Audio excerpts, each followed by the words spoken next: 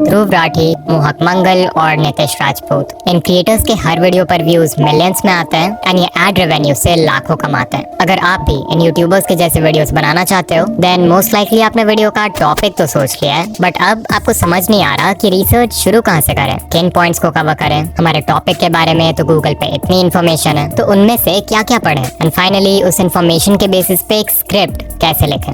इन सभी क्वेश्चंस का आंसर इस वीडियो में मिलेगा। आई टेल यू कि कैसे आप केपलिंग मेथड का यूज करके अपने टॉपिक से रिलेटेड इंपॉर्टेंट पॉइंट्स फाइंड कर सकते हो, कैसे उन पॉइंट्स के बारे में इंटरनेट पे रिसर्च करके हर पॉइंट के डेप्थ में जा सकते हो। कुछ फ्री टूल्स भी बताऊंगा रिसर्च के लिए एंड ये भी देखेंगे कि आपके फेवरेट क्रिएटर्स अपने वीडियो की स्क्रिप्ट कैसे लिखते हैं। Let's begin.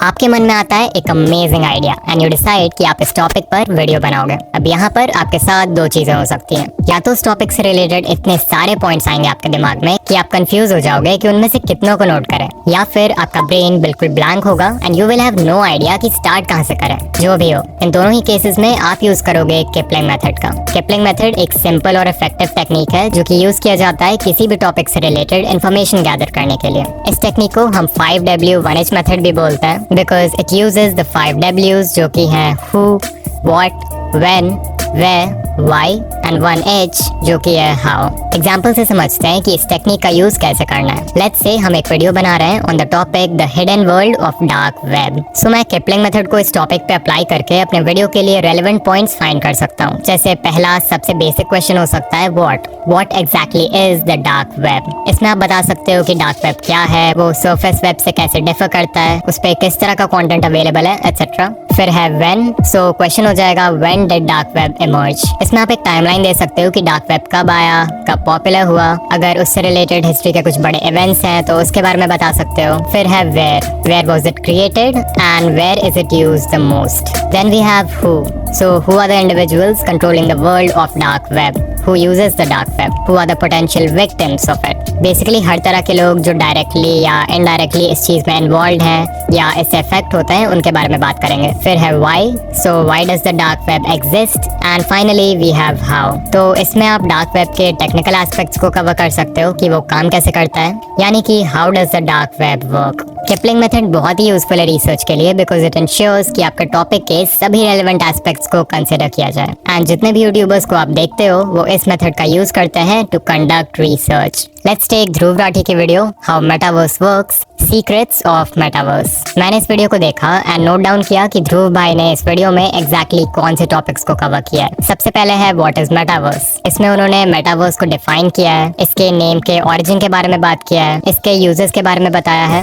फिर है who are the key figures in the development of metaverse, यानी कि जो कंपनीज और एंटरप्रेन्योर्स इसमें इन्वॉल्व हैं उनके बारे में बताया है। देन एक पॉइंट है when can we get metaverse, ये हमारे लाइफ का हिस्सा कब बनेगा। फिर है where did the idea of metaverse generate, why is metaverse gaining popularity, how does metaverse work. जिन टेक्नोलॉजीज का यूज होता है मेटावर्स में जैसे VR, AR एटसेट्रा, इसके बारे में डिस्कस किया है। And finally how will it affect our lives, यानी कि इसके जो पॉजिटिव और नेगेटिव इम्पैक्ट्स हैं वो। एंड अगर आप देखो तो इसमें सारे ही इंपॉर्टेंट एस्पेक्ट्स यानी कि 5 W's और 1H कवर हो गए। इस मेथड को यूज करते समय एक चीज का ध्यान रखना है कि हर टॉपिक की डिमांड अलग होती है। फॉर एग्जाम्पल अगर आप वर्ल्ड वॉर से रिलेटेड वीडियो बना रहे हो तो वेयर वाले क्वेश्चंस का बहुत सिग्निफिकेंस होगा बिकॉज आप जानना चाहोगे कि वॉर कहाँ हुआ, राइट। वहीं सोचो अगर मैं वीडियो बना रहा हूँ on the topic how Mister Beast became the world's biggest YouTuber, तो ऑब्वियसली वेयर वाले क्वेश्चंस उतने मैटर नहीं करेंगे। ऑल्सो इट्स इंपॉर्टेंट कि आप जिस भी टॉपिक पे वीडियो बना रहे हो उससे रिलेटेड थोड़ी बहुत नॉलेज आपको पहले से हो, तभी जाकर आप केपलिंग मेथड से इंटेलिजेंट क्वेश्चंस रेज कर पाओगे। अगर आपको ये मेथड यूज करने में प्रॉब्लम हो तो आप ChatGPT को भी प्रॉम्प्ट दे सकते हो कि I am making a YouTube video on the topic XYZ, how can I apply the 5W1H method to research for this video. And ChatGPT आपके लिए ये काम कुछ ही सेकंड्स में कर देगा।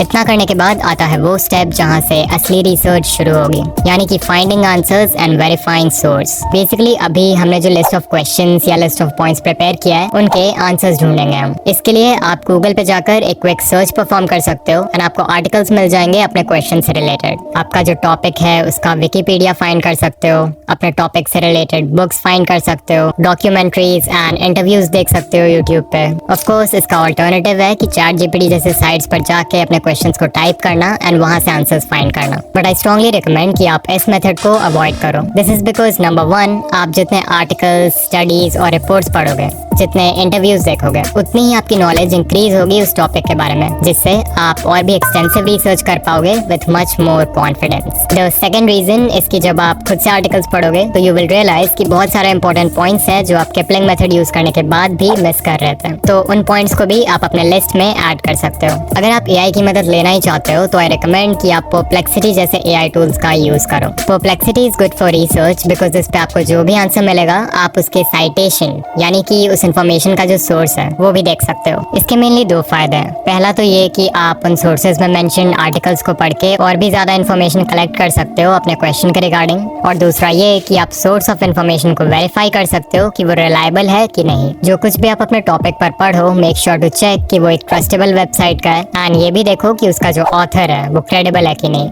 ऑल्सो अगर सोर्स क्वारा या रेडिट जैसे वेबसाइट्स हैं तो इट्स वेरी लाइकली कि जो इन्फॉर्मेशन है वो शायद बायस्ड हो, which means it's unreliable. Source verify करना ऑल्दो हमेशा ही जरूरी होता है, बट कुछ केसेस में it becomes a must, like topics related to medicine, scientific information, finance, news and politics and other controversial topics. कुछ और बहुत यूजफुल टूल्स है रिसर्च के लिए, जैसे गूगल स्कॉलर। इसमें आप इजीली अपने टॉपिक को एंटर करके उससे रिलेटेड एकेडमिक पेपर्स, आर्टिकल्स और स्टडीज को फाइंड कर सकते हो। फिर है कंसेंसस। ये एक सर्च इंजन है जो कि एआई का यूज करता है और डायरेक्टली साइंटिफिक एविडेंस के बेसिस पे आपके क्वेश्चन को आंसर करता है। अगर आप किसी साइंटिफिक टॉपिक पर वीडियो बना रहे हो देन इसका यूज जरूर करना। The next step on a list is going in depth. अगर आप चाहते हो कि आपकी वीडियो ज़्यादा से ज़्यादा इंफॉर्मेटिव बने तो रिसर्च करते वक्त आपको अपने टॉपिक के बिल्कुल डेप्थ में जाना होगा, और ऐसे ही इन डेप्थ रिसर्च के लिए हम यूज करेंगे हॉरिजॉन्टल एंड वर्टिकल लॉजिक का। लॉजिक 2 तरीके की होती है, एक तो होती है हॉरिजॉन्टल लॉजिक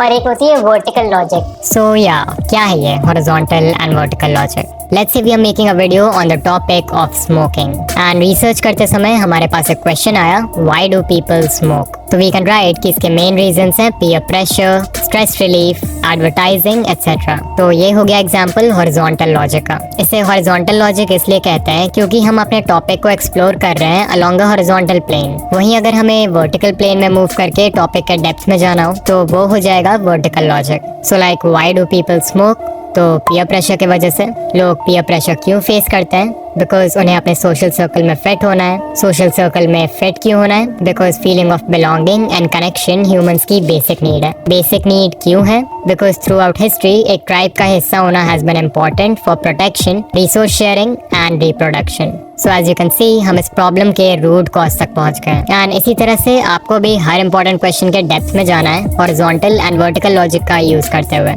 इतना कर लोगे तो समझो आपकी रिसर्च अब कंप्लीट है और इस इन्फॉर्मेशन के बेसिस पे आप एक स्क्रिप्ट लिख सकते हो। इन क्रिएटर्स के वीडियोस में जितना इंपॉर्टेंट रिसर्च है उतना ही इंपॉर्टेंट है एक किलर स्क्रिप्ट, जिसके बिना ये पूरी प्लेलिस्ट हिस्ट्री क्लासेस जैसी बोरिंग लगेगी। सो एक किलर स्क्रिप्ट लिखने का फर्स्ट स्टेप है किलर इंट्रो लिखना। अगेन जैसा कि मैं अपने वीडियोस में हमेशा बोलता हूँ कि इंट्रो हुक बनाने का कोई एक स्पेसिफिक फॉर्मेट नहीं है जो आपको फॉलो करना ही है। फॉर एग्जाम्पल नितिश राजपूत अपने इंट्रोज में वीडियो के उन पार्ट्स को दिखाते हैं जहाँ पर उन्होंने कोई बहुत ही अटेंशन ग्रैबिंग स्टेटमेंट बोला है, जो कि ऑब्वियसली बहुत ही स्ट्रॉन्ग हुक का काम करता है। इसके अलावा इंफोटेनमेंट नीश में हुक क्रिएट करने के लिए आप वीडियो के स्टार्ट में कोई बहुत ही शॉकिंग डेटा या स्टेटिस्टिक दिखा सकते हो अपने टॉपिक से रिलेटेड, जैसा मोस्टली मोहक मंगल के बिजनेस रिलेटेड वीडियोस में देखने को मिलता है। अगर आप ध्रुव राठी के वीडियोस को देखोगे, स्पेशली उन वीडियोस को जिनमें उन्होंने हिस्ट्री के टॉपिक्स कवर किए हैं, तो he starts his intro by telling a story. उस स्टोरी को सुन के व्यूअर्स के माइंड में फिर बहुत सारे क्वेश्चंस आते हैं जिनका जवाब फिर ध्रुव राठी देना शुरू करते हैं। सो या